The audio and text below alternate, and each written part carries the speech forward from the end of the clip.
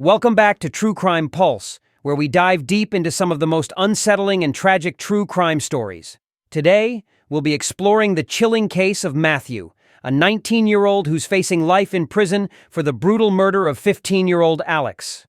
What began as a secret and illegal relationship quickly spiraled into something far darker. Trust was broken, emotions were running high, and within minutes the night would take a deadly turn, leading to a horrific tragedy that has left two families shattered forever. How did a young man's internal struggle with his own identity lead to a deadly confrontation? How far can someone go to conceal their own demons? Stick around as we break down the details of this haunting case and examine the trial that captivated the nation. The Rodda family lived a peaceful life in the village of Tabley, nestled in the heart of Cheshire, England. Their home was warm and loving, shared by Lisa, her husband Adam, and their only child at the time, Adam Jr. For years, they longed to expand their family, and nearly a decade later, their dream came true. A moment Lisa described as nothing short of miraculous. On March 5, 2004, their second son, Alexander Rodda, was born. From the start, he was affectionately called Alex. As he grew, Lisa noticed his unique interests, which set him apart from other children. He loved playing with her makeup and handbags, naturally drawn to things considered more delicate. At 13, Alex found the courage to share a deeply personal truth with his parents. He was gay. Lisa and Adam had long suspected it, and they welcomed his revelation with open hearts, offering their unwavering support. Adam, however, couldn't help but worry, not about Alex's identity, but about how the world might treat him. Unfortunately, his concerns weren't misplaced. At school, Alex faced taunts from classmates, particularly from boys who struggled to accept those who didn't conform to their expectations. Yet Alex remained unshaken. Unlike many his age, he never felt the need to hide who he was. At Holmes Chapel Secondary School, he built a tight-knit circle of friends, mostly girls. At least 8 of them considered his best friends. They adored him, embraced him wholeheartedly, and always stood up for him when needed. With their support, Alex thrived. He refused to let negativity weigh him down, radiating joy, confidence, and an infectious enthusiasm for life. A bright student, he was also deeply engaged in social media, where he loved sharing moments of his life, singing, dancing, and laughing. One of his accounts had already gained over 4,000 followers. Beyond that, Alex shared a uniquely close bond with his father, one that felt more like a friendship. By the time Alex turned 15, he had become incredibly popular, his phone constantly buzzing with messages from friends and admirers alike. But one particular message received one evening stood out from the rest. It was from Matthew Mason, an older boy whose online presence had always carried an air of mystery. Something about it made Alex pause. Matthew, from the nearby town of Allerton, was 19 and the son of a farmer. He had grown up in an affluent and devout household with a sprawling estate worth millions. Every Sunday morning, his family faithfully attended church. In school, Matthew had been known for his calm demeanor, much like Alex. He had also attended Holmes Chapel Secondary before pursuing agricultural engineering. He is a member of the Young Farmers Organization. He worked part-time as an apprentice mechanic and spent his free time fishing with his father, with whom he was particularly close. At the time, Matthew was also in a relationship with a girl named Caitlin Lancashire. In October 2019, Alex confided in Georgia, one of his closest friends, about the messages he had been receiving from Matthew. Georgia was taken aback. She had known Matthew from school and had never noticed him showing the slightest interest in men, nor had he ever hinted at being bisexual. The situation felt odd, even unsettling. Their worlds were entirely different. Alex and Matthew had never run in the same social circles. Without social media, their paths might never have crossed. Georgia cautioned Alex to be careful. Yet, as the messages continued, Alex couldn't help but feel excited. He added Matthew as a friend on one of his social media pages, and soon their conversations became more frequent.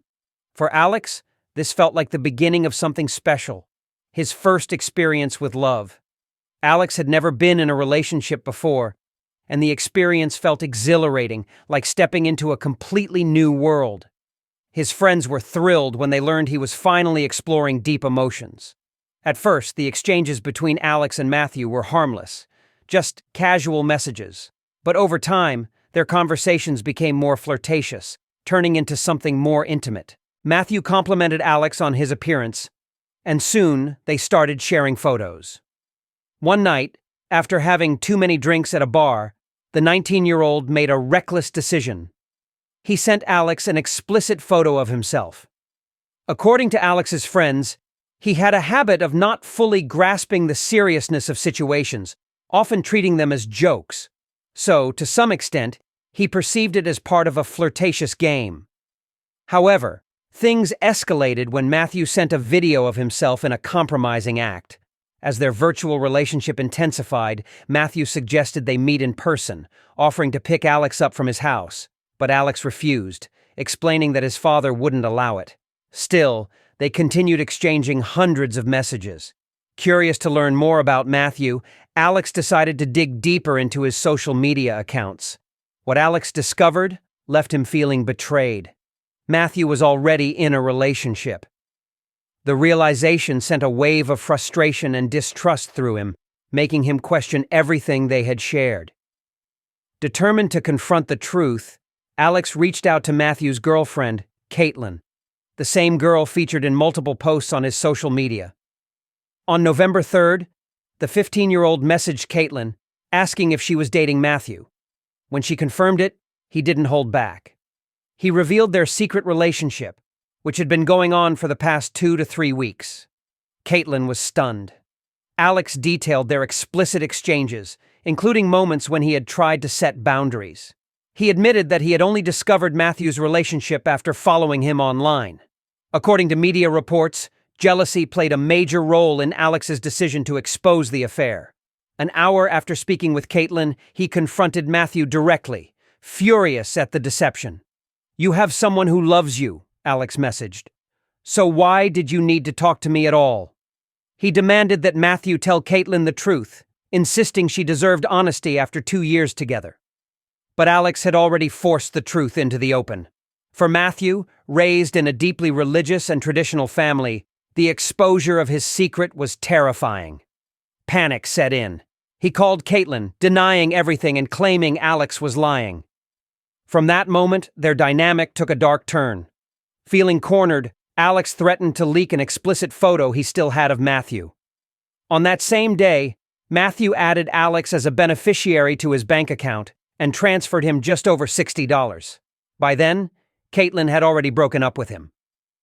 Despite the tension, on November 9th, Alex and Matthew met in person for the first time and became physically involved. Over the next 2 weeks, their secret relationship continued, but the payments didn't stop. Matthew wasn't ready for the truth to come out, so he always transferred money to Alex. Then, on December 12th, 2019, everything reached a breaking point.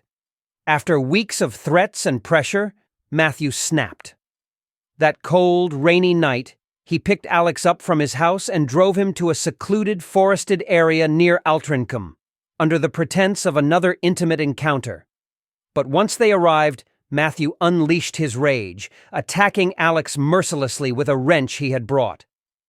After the brutal assault, Matthew drove to a friend's farm, attempting to eliminate any evidence that could tie him to the crime.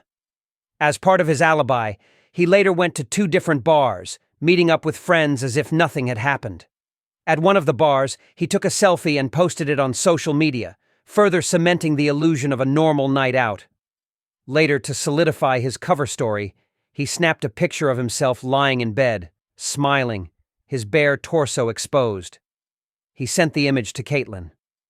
Sometime that night, he found Alex's phone lying on the passenger seat of his car. Knowing the device contained incriminating evidence, Matthew wasted no time disposing of it.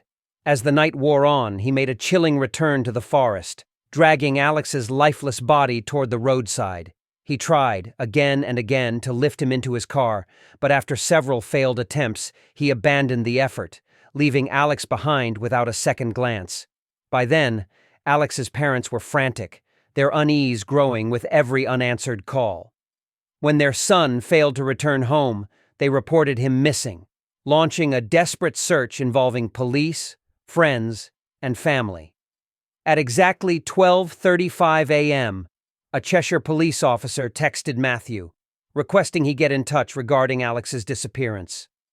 But it was Alex's mother who first voiced suspicion about the 19-year-old. By morning, the grim truth came to light. A group of garbage collectors made a horrifying discovery: a half-naked body, battered and broken, discarded like trash. Law enforcement arrived to a gruesome scene.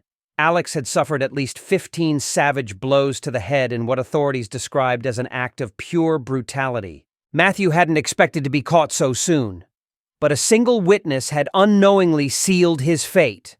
A passerby had photographed a parked car near the crime scene the night before. When police traced the vehicle, it led straight to Matthew. On December 13th, just before noon, officers arrested him on a nearby highway. Despite his attempts to wash away the evidence, dried blood still clung to his hands. A search of his car's trunk revealed damning proof.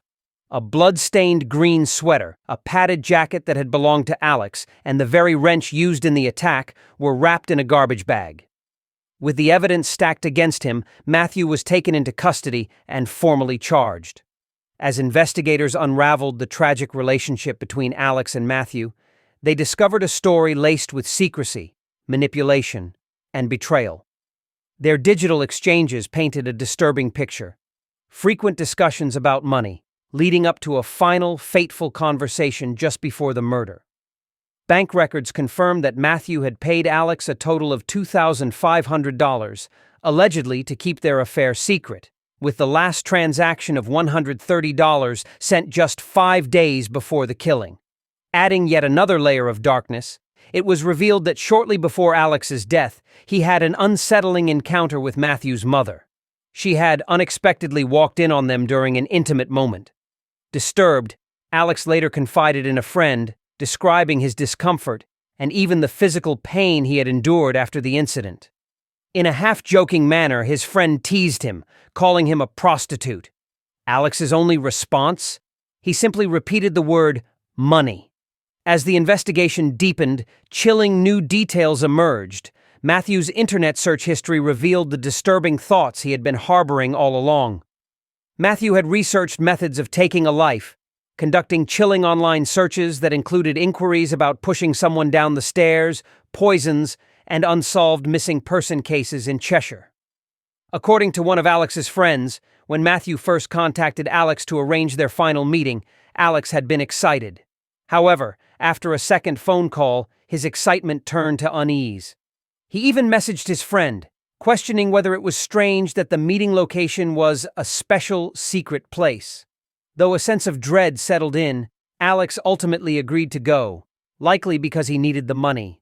Just moments after stepping into Matthew's car, Alex posted what would become his last social media update, a simple photo of the car's interior, punctuated by a small heart emoji. It was the final message he ever sent. His close friends, who were aware of his relationship with Matthew, had grown increasingly concerned over time, particularly as Alex continued to ask for more money. At one point, Matthew claimed he was struggling financially and could no longer send him anything. Yet, shortly after, he transferred around $800. Alex's friends, whose identities remained protected for legal reasons, later admitted they had warned him about the dangers of his actions. Despite their concerns, Alex continued down the same path. The trial began on January 25, 2021, at Chester Crown Court. The jury learned that while Matthew and Alex had only known each other for a few months, they had been involved in a secret and unlawful relationship. Under English law, the age of consent is 16, making any sexual activity involving a minor illegal, regardless of willingness. During his testimony, Matthew admitted to striking Alex with a wrench, but attempted to justify his actions by claiming he had lost control after being blackmailed. He alleged that their conversations, which began casually in October 2019, had escalated over time, with Alex later sending him late-night messages with personal and suggestive questions. Matthew further claimed that Alex had tried to attack him before his death and that he had suffered financially and socially as a result of their relationship. Though he never explicitly stated what the payments were for, he insisted he had been under immense pressure. He also confessed to feeling ashamed and unsettled after being intimate with Alex, claiming that he had come to realize the relationship was wrong, not only because Alex was male, but also because of his age.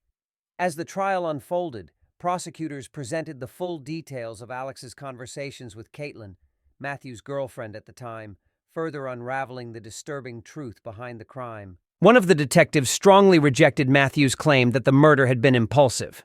Instead, he argued that Matthew had carefully planned the attack. He had lured Alex to a secluded location, confident that no one would discover his intentions. During the victim impact statements, Alex's parents, Adam and Lisa, gave a heart-wrenching tribute to their son, describing him as a kind and loving person. Through tears, Lisa expressed how losing a child in such a brutal and senseless manner felt like living in a nightmare. She shared that Alex had been raised in love, not fear, and had always been proud of who he was. He never had to hide his true self. She condemned Matthew's actions, emphasizing that while he had admitted his crime early in the trial, he continued to subject their family to unnecessary pain in a futile attempt to lessen his sentence. Lisa pointed out that Matthew never considered the immense grief he caused both families. She called him the most selfish, cold, and calculating individual she had ever encountered, criticizing his repeated attempts to shift blame onto Alex and smear his reputation throughout the trial. Adam, in contrast, remembered Alex as a joyful, respectful young man who always cared about others. He acknowledged that the loss was something they would never recover from, and their lives would never be the same. After a month-long trial and more than 9 hours of deliberation, the jury rejected Matthew's version of events and convicted him by a majority verdict. As Matthew sat sobbing in the defendant's chair, the judge delivered his sentence. Given that Matthew had used a weapon, the mandatory minimum sentence for his crime was 25 years. The judge described the killing as a premeditated act, meticulously planned and carried out with cold-blooded intent. He also noted that, while Alex had initiated contact, it was clear that Matthew had not only responded, but had actively encouraged a sexual relationship. The judge remarked that Matthew was far more experienced than Alex, who was still young and emotionally immature. Furthermore, he stated that Matthew had orchestrated the situation, and while this may not have been Matthew's first sexual experience, it was Alex's.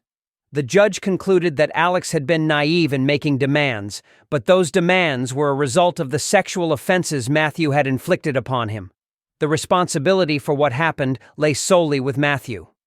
In determining the sentence, the judge highlighted Matthew's total lack of empathy and the profound disregard he showed for both the victim and his grieving family. Matthew was sentenced to life in prison, with eligibility for parole after 28 years.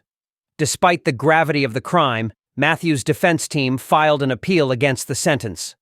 On June 23, 2021, a panel of 3 appellate judges reviewed the arguments and determined that the original sentence was excessively long. They reduced the minimum term from 28 years to 26. Matthew's internal struggles, his inability to come to terms with his own sexuality, and his fear of rejection caused an emotional conflict that ultimately spiraled into unfathomable pain and destruction. In his desperate attempt to escape the reality he refused to face, he not only destroyed his own future, but also took the life of someone who had embraced his identity without fear or shame. Thank you for listening to True Crime Pulse. What do you think about the story? Was it right for Matthew to have taken Alex's life? Share your thoughts on the story, like and subscribe to the channel. Until the next episode, stay vigilant.